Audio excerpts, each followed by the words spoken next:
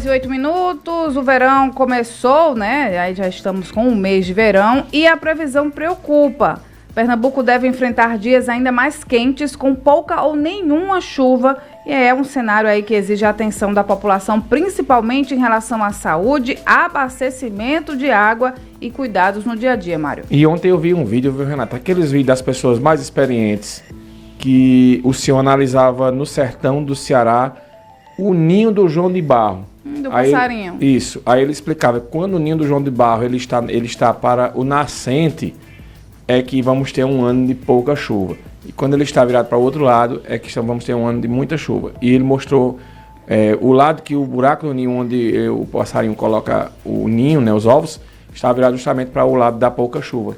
Ai, que legal. Eu amo essas coisas. Quem traz os detalhes desse alerta, né, que a gente está falando aqui, é Juliana Santos, com informações da Agência Pernambucana de Águas e Clima, que aponta um verão de calor intenso e escassez nas chuvas. Ao vivo com ela, Juliana, bom dia.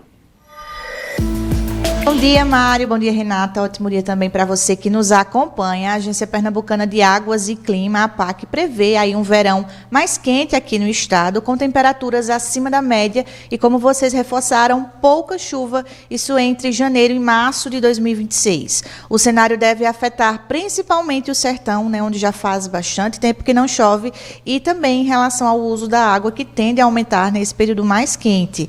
A presidente da APAC, a Suzana Montenegro, explicou a previsão e também lembrou que os dados são atualizados mês a mês em parceria aí com outras instituições de meteorologia. Nós fazemos na APAC uma previsão trimestral. A cada mês essa previsão é atualizada, essa previsão é feita com um conjunto de órgãos de meteorologia do Nordeste e também com órgãos nacionais, e nós dizemos que é uma previsão por consenso. Então há várias discussões, ferramentas, modelos, e a previsão para o trimestre janeiro, fevereiro e março é de chuvas nós chamamos dentro da normal climatológica, quer dizer, em torno da média e um pouco abaixo da média. E temperaturas elevadas, temperaturas acima da média, que é o que nós esperamos justamente para essa época do verão.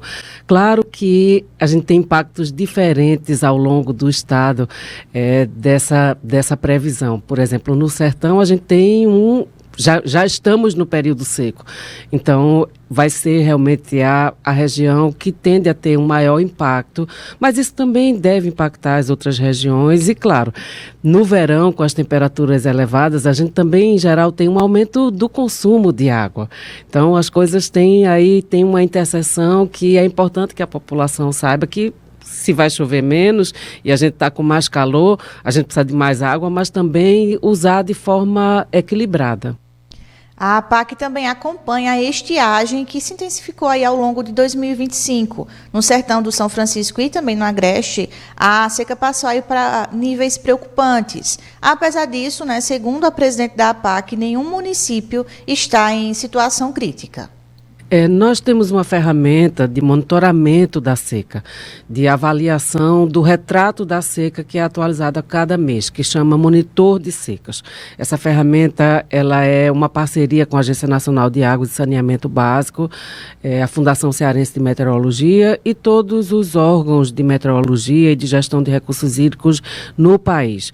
Começou com o Nordeste. E essa ferramenta ela nos sinaliza o que vem acontecendo a cada mês aqui no estado com relação ao estado de seca. E o que a gente viu é que ao longo de 2025 a gente teve uma intensificação e aí nós temos vários estágios que essa ferramenta sinaliza.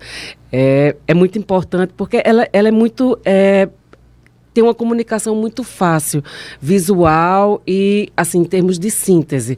E aí, ao longo de 2025, nós vimos um agravamento da seca, principalmente no extremo oeste do estado, mais especificamente no sertão do São Francisco, que passou de uma seca fraca a uma seca extrema, e também na região do Agreste, principalmente Agreste Central, que passou de uma seca moderada para uma seca extrema. Mas seca extrema, quando a gente fala extrema, parece que já é a situação mais crítica. Não é. Nós não temos nenhum município ainda numa situação de grande criticidade. Embora para nós, pernambucanos, isso já é uma situação crítica. Mas, com relação à classificação desse monitor de secas, nós temos seca extrema que foi evoluindo ao longo de 2025. E ainda falando sobre estiagem, né, a gente já sabe o quanto ela afeta aí os reservatórios e o abastecimento. E a APAC vem monitorando rios, barragens, a vegetação e também a umidade do solo aí para decidir se é preciso decretar emergência hídrica ou não. Isso depende, né, não só da falta de chuva, mas também do impacto do consumo da população, também na agricultura e em outras atividades. A Suzana Montenegro detalhou o que podemos esperar então das chuvas nos próximos meses. O estado de Pernambuco é caracterizado por um regime muito variável de precipitação. Então, mesmo que a previsão seja chuva na média e abaixo da média, nós podemos ter pancadas de chuvas intensas, principalmente no sertão, que nós estamos justamente entrando aí na estação chuvosa do sertão, né? Então, quando a gente diz chuva na média e abaixo da média, não significa que nós não tenhamos eventos de chuvas concentrados. E é isso que a gente pode esperar, porque o estado tem isso, tem uma variabilidade das chuvas no tempo, né, ao longo dos meses e também espacialmente. A gente ouviu a Suzana Montenegro, presidente da Agência Pernambucana de Águas e Clima, APAC. Lembrando que os dados, né, da APAC são atualizados aí todos os meses e ficam disponíveis para os gestores dos municípios e também para a população. O objetivo, né, da agência é acompanhar de perto a estiagem, a chuva e também os níveis de água aqui em Pernambuco. Mário, Renata.